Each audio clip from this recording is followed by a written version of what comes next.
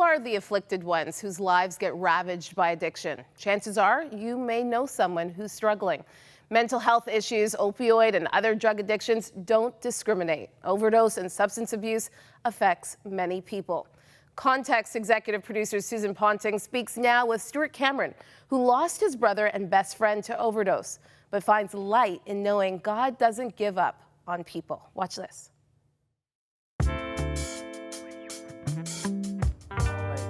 Late 30s, early 40s. Mom had all those kids? Yeah, Steven and I were a year and a half, apart, yeah.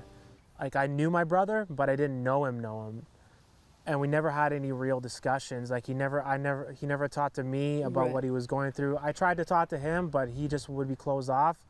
Like, I'm anxious or I'm going through this, and he would never talk to me. He didn't do cocaine that much, but during that night, like, there was drinking, and then blow came into the mix. And he did a little bit, and the autopsy report came back. There was a lot of drugs within that cocaine, so it was laced, but there was fentanyl in it, and it was double the lethal amount of fentanyl in the cocaine. It's just, so I try to talk to it, because I know his friends are still gonna do it. So I was like, look, this is the stuff like the naloxone kit, or don't be afraid to call the police. Well, that's interesting, don't be afraid to call police, because a lot of people right now are afraid to call police. So my friend overdosed. Danny eventually died, my other best friend.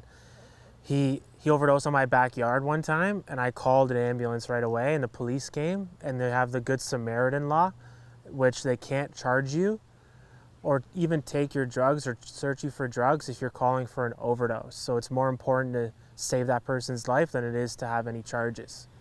So you lost Steven, which was so huge, and you lost Danny. Mm-hmm. What are the origins, do you think, of addiction and abuse? For me, and what I hear people say that are in my circles that struggle with substances, is that we all feel a lack of disconnection, and that we're just missing out on this like secret of life that it seems like everyone else is just performing, like getting up at 9 in the morning every day, taking care of the kids, in there, just doing all these life responsibilities to like a hero degree.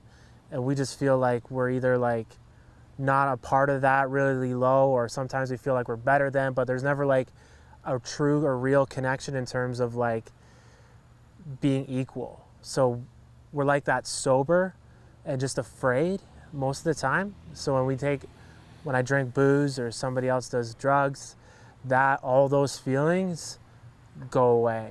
I never plan to drink one beer.